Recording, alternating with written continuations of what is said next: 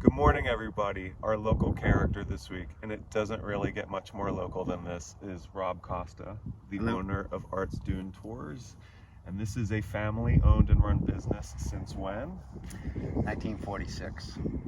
So my dad was born and raised here in 1920, and about 6 years after his parents came from Portugal, they were fishermen.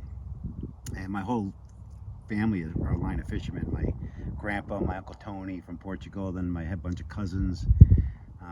My brother's a fisherman, my nephew's a fisherman, but my father wasn't much one, nor was I. So when he grew up, he did different jobs. Like he worked for the Ford dealership, and he worked for a guy named Mitch's Beach Taxi, which kind of did the same thing that we're doing today, but no federal government involved. So more of a thrill ride back then. And then he got called to war. He fought in Italy, came back with a Purple Heart and an oak leaf cluster, and he bought a 1936 Ford Woody and started his own company, Arts Beach Taxi, and he drove for 50 years of his life. Then sadly he got sick with Alzheimer's, and that's when I moved back home to take over the family business. And off and on through the years, I've been driving about 40 years of my life.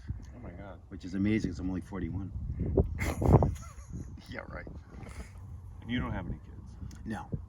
So who's going to take over when you're done? Probably my nephew and my cousin Lisa, hopefully. That's who we're leaving it to. Yeah.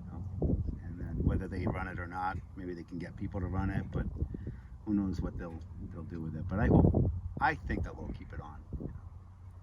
They kind of have to. But I'm hoping to get 25 more years out of it. Good. So I can reach the 100 year. Oh my God. So I know.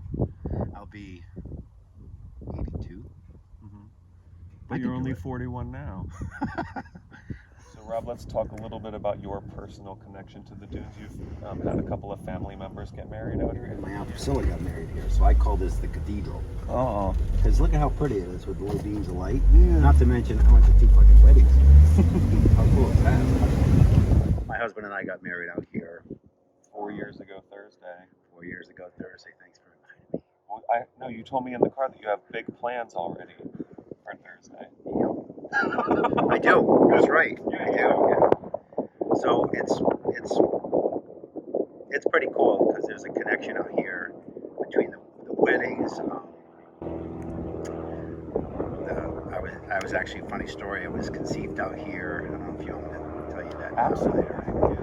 So, a long time ago, I had my mom was, at home a lot, a couple of years maybe before she died. And I finally got her on one of my Dune tours, And funny, because she always worked for my dad as a tour guide. And I worked for my dad as a tour guide growing up. But we never went on each other's Dune tour. Like, I never really heard her commentary. She never heard mine. So I had the front seat open. I said, Ma, come for a ride. She said yes. Now, unbeknownst to me, you put 2 tour guides from the same family in one truck, and it's game on. Like, who could tell the best story, the funniest joke? And it was on. And there was no way in hell I was going to win against my mom. I mean, she baked a cake for Steve McQueen. They filmed the Thomas Crown Affair right around the corner. She baked a cake for him, 2 of them. So she did that, and then we're driving by Ray Wells' shack, and she tells everybody in the truck I was conceived behind it. I'm like, come on, you're killing me here. So if she had a mic, she would have dropped it then. It was just like, she won, hands down. My parents wanted to be out here, so they're out here with us now. And when I die, I'll be kind of put back there as well.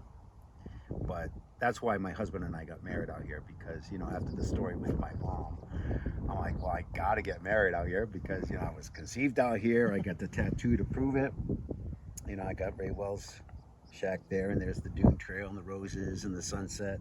And then there's 2 stars behind the shack that represent Mom and Dad.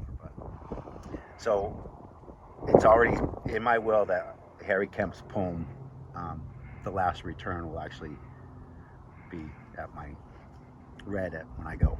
So That's really sweet. yeah. Do you know it by heart? Yeah. Do you want to say it? Sure, if you want me to. Yeah, can you? Yeah. Harry Kemp's poem. It was called The Last Return. He wrote this in 1935, and he actually dedicated it to the men of the old Coast Guard station. but I thought it was a really appropriate poem. It's called The Last Return. It goes like this. I said when I'm alive no more, and my soul at last goes free. You'll find me, boys, out in the dunes or beside the sea. So if you glimpse wavering form or front vanishing face, just know that I've come back again to my accustomed place. The city summer keeps me here, but a marvel to relate. Last night I dreamed I stood once more in front of a great wave spate. My longing was so strong I found myself by sand and tide, and I'm sure Coast Guard saw me there and spread the news I died.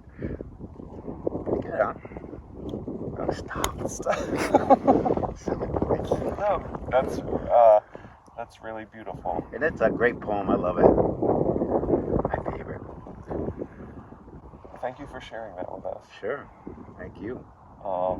I feel like Provincetown wouldn't be the same without you. Like, to me, Provincetown is the people that make up the place. Thank you. So thank you for doing everything that you do Oh, thank you. to keep the spirit alive. I appreciate that. That's very nice.